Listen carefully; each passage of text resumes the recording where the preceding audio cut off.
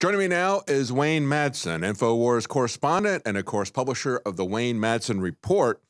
I want to talk to Wayne about what we see in terms of the reactions to this election. We have to understand, this is something that is far deeper, far more orchestrated than simply the reactions of a lot of spoiled millennials, social justice warriors out there. This has all the hallmarks of a George Soros color revolution. And to break that down for us is Wayne Madsen. Thank you, Wayne. Hi, good to be with you. Yeah, if you look at the history of these color or themed revolutions, you see that in many countries, including Ukraine, twice, where Viktor Yanukovych was elected in 2004, and he was elected again later. Immediately, the Soros people, through his Open Society Institute and Foundation and associated groups like the National Endowment for Democracy, which is nothing more than a cipher for the CIA, began street demonstrations, massive street demonstrations that in both cases in Ukraine resulted in the overthrow of the duly elected government. Yeah, he admitted to funding, to financing the Maidan Square Revolution 2013-2014. That's right, and he also funded the 2004 revolution, the Orange Revolution in Ukraine in 2004, which saw this guy, Viktor Yushchenko, who did not win that election, actually becoming the president, even though Yanukovych won. The first recorded incident of a themed revolution was in the 90s, again, funded with Soros money, called the Bulldozer Revolution against Slobodan Milosevic in what was then rump Yugoslavia, what was left of that country. And we saw it play out again. I said in Ukraine, we saw the Rose Revolution in Georgia that put this guy Saakashvili in power, another Soros acolyte. We've seen similar revolutions, the Arab Spring, for example, the Jasmine Revolution in Tunisia, the Lotus Revolution in Egypt, all these, the Green Revolution, which was aborted in Iran, Cedar Revolution, another failed revolution in Lebanon, the Olive Tree Revolution, a failed attempt in Palestine, goes on and on. And then there were attempts in Russia, the White Revolution. And right now, China has cracked down on an attempted revolution for Hong Kong to become independent called the Umbrella Revolution. So they love to seize on a, we got this pattern here where they love to seize on a color. It's typically done with students, typically done with funding from the U.S., CIA, whatever, but also with non-governmental organizations that are run by George Soros. They like to pick these colors and everything. And we also see, don't we, Wayne, a pattern where they come out and they question the legitimacy of an election. We got all these people out there saying, oh, it's the Electoral College. Oh, she won the popular vote, but this Electoral College is going to put him in. That's their subtle way of planting that seed. Well, it's not quite legitimate.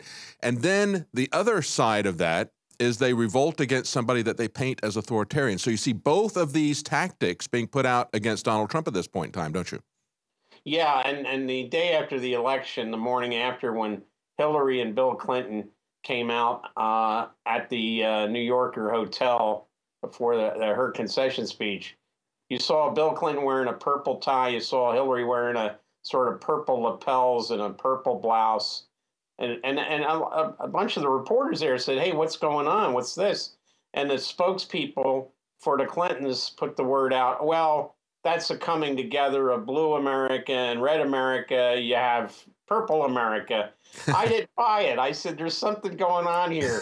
These Clintons. And sure enough, we saw these demonstrations break out, and someone alerted me, somebody that reads my website alerted me and said, look, here's the pictures of those arrested in Portland, Oregon, and several of these mugshots, the people were wearing some sort of purple something, a purple shirt, a purple scarf, but it was quite clear that we were we were getting a taste of our own medicine, in this case, a purple revolution. Yeah, we look at this and the tactics, like I pointed out, Soros's involvement, funding it, the questioning of the legitimacy of the election, the authoritarian claims, and said, I wonder what color this is going to be. Will it be black? Will it be rainbow? He pointed out, hey, it'll probably be purple. And we've seen Obama putting out the narrative continually, even as he's meeting with Merkel. Hey, we've got to understand you can't just do this alone. We need to have concession. We need to have compromise. We all need to come together. That's the way they're going to put this out there. Have we ever heard that from Barack Obama throughout his administration? Absolutely not. He would come out and say, I'm not going to wait for Congress to ratify or the Senate to ratify this treaty, this Paris Accord, or I don't want to wait for them to do this, or I tried to get them to do that. I'm just going to do it by executive order. I don't really care what Congress says. So they've never been about compromise. They've never been about building a consensus. And yet that's their pushback to say, hey, you don't really have any authority to govern. And if you do push back and you do follow the mandate and the agenda and work on the issues that people elected you to do, we're going to say you're authoritarian. Yeah, we certainly see Obama doing that overseas right now. In Germany with Angela Merkel hyping up the EU and NATO. He was in Greece with the prime minister there, again, hyping up all these international organizations. That at the same time, we see Russia withdrawing from the International Criminal Court. Philippines may follow. The Brexit. He was also kind of like when he was with Merkel, saying, "Well, we want to see a smooth Brexit." It's clear that what Obama's doing now in this last trip, he's trying to shore up these globalist contrivances like the EU, NATO, the International Criminal Court, and these failing trade programs. He mentioned the transatlantic trade agreement, which is basically dead on arrival, and the really very ill Trans-Pacific Partnership. Yeah, well, they pronounced that as dead. And I thought it was interesting that they waited until after the election to pronounce that dead. We were told by the mainstream media, hey, there's one thing that the two of them agree on, and that is TPP isn't going to go through. Well, if that was the case, then they could have said before the election that TPP was dead. But they waited until after the election because they knew that if Hillary had been elected, TPP would have gone through. But I want to finish up with one last thing and get your comment on this. In a Free Thought article talking about George Soros' connection, pointing out the fact that his Open Society Foundation was calling on people to organize in these various cities, putting themselves at the center of this, organizing this. They also pointed out that in the WikiLeaks emails of Hillary Clinton that they put in their archives, we can see that George Soros and Hillary Clinton were talking about things that needed to be done in Albania. George Soros said to Hillary Clinton, two things need to be done urgently. We need to bring the full weight of the international community to bear on the prime minister there. We need to appoint a senior European official as mediator. And then he told Hillary Clinton, three people that would be acceptable to him. He is the puppet master. He has used Hillary Clinton before, and we should be very aware of this history as they try to gaslight this and say, oh, you're just conspiracy theorists. No, we've seen the historical pattern of the way Soros has operated for a couple of decades, at least more than 2 decades probably, and then Hillary Clinton more recently.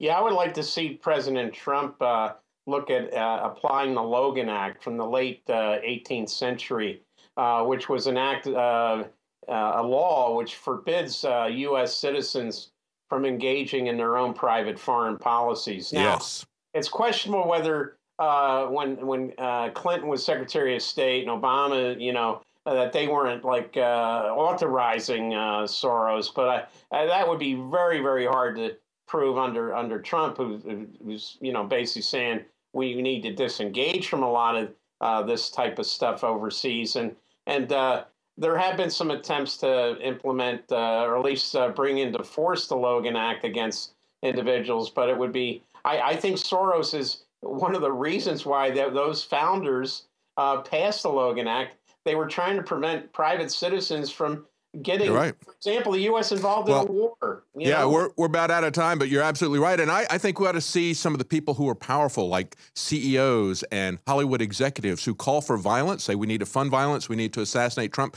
They need to be treated like the same way that they're treating people who tweet that stuff out from their mom's basement. Thank you so much for joining us, Wayne Madsen, Wayne Madsen Report, and a frequent InfoWars correspondent. Thank you so much for joining us today. You bet.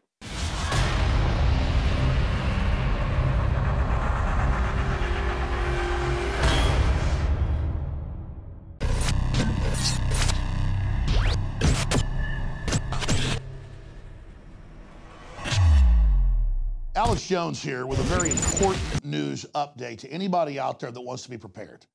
But it goes beyond being prepared. Our bodies absolutely must have the good halogen iodine or we will die.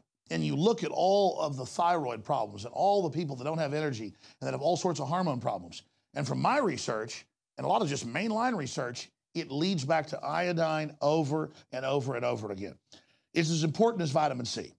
If you don't get iodine, you die. But most people are just deficient, so they're low energy, they're sick. You got to have iodine in your body so that your body can produce the hormones you need. It is the base to so many things. And since I got into iodine 4 years ago, we've helped change the entire paradigm by developing and bringing to the public deep earth crystals from 7,000 to 12,000 feet of the purest iodine available. Other iodine comes from the ocean or from other byproducts of chemical facilities and is tainted. It's bound. It's not absorbable. I tried it. And I had incredible effects even with dirty iodine because the body needs it. When you don't have iodine, it absorbs the chlorine, the fluoride, and all these other bad halogens. It's such a game changer if you'll just research iodine for yourself. It's a fact that the federal government in the Midwest back in the 20s mandated a grungier form of iodine to the salt because people had low IQs, they had huge goiters, major problems directly connected to it. There are some studies that show a 15-point increase. Others show even higher. But it really is crazy to realize that this is something that is so deficient in our food chain, so deficient in our played out fields where different crops are being grown, but the federal government isn't educating people and telling them about it. That's why for a limited time, I want to encourage everyone to go to InfoWarsLife.com and get 20% off on the best nascent iodine out there from our research, truly pure Survival Shield X2. Again, that's Survival Shield Nascent Iodine X2. Thank you for joining us in this brief news update. Do yourself and your family a favor and check out the importance of iodine for yourself. I think you're going to be blown away. And whatever you do, support the broadcast and get a bottle of Survival Shield Nascent Iodine X2. Also consult your physician because if you've been deficient in it or have other issues, it can have some dramatic effects. As for me and most folks I talk to, it's been a game changer in the positive column, but still consult your physician because iodine is no joke. It's a key building block of the body. And if you haven't had it for a long time and suddenly have it, some folks say they've experienced things like a detoxing effect and things like that. You've got to have vitamin C. You've got to have iodine to live. You got to have water to live. Iodine is key. You must have it, but consult your physician first before you get powerful Survival Shield Nascent Iodine X2 at InfoWarsLife.com or call toll free. We can answer your questions, 888-253-3139.